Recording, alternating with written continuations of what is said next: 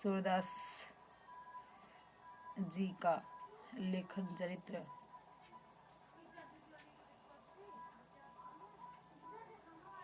में निर्गुण का माध्यम बताया गया है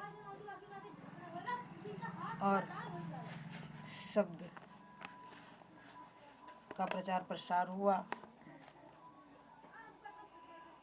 और निर्गुण वियोग श्रृंगार रस है बताया गया है। निर्गुण कौन देश को बासी, निर्गुण कौन देश को बासी, मधुकर हंसी समुझाए दे, बूझत साँच नहासी, निर्गुण कौन देश को बासी, को है जनक कौन है जननी, को कहियत कौन नार को दासी, कैसो वरन भेष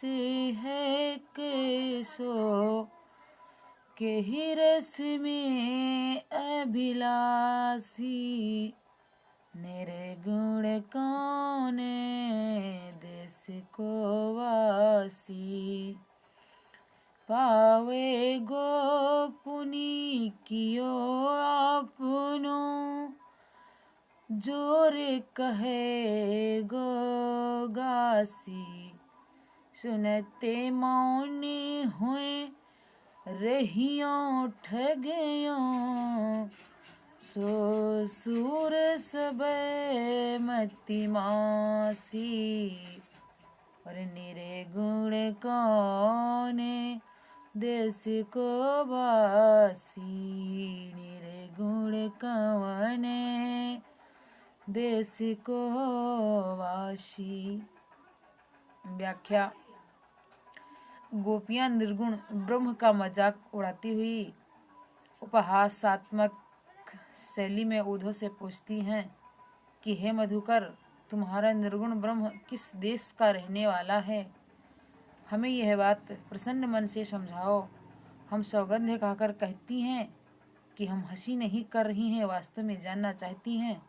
हमें यह भी बताओ कि तुम्हारे निर्गुण ब्रह्म का पिता कौन है, माँ कौन है, पत्नी कौन है और दासी कौन है, उसका रंग रूप और वेशभूषा कैसी है और वह किस रस का अभिलाषी है, अर्थात कौन सा रस उसे प्रिय है।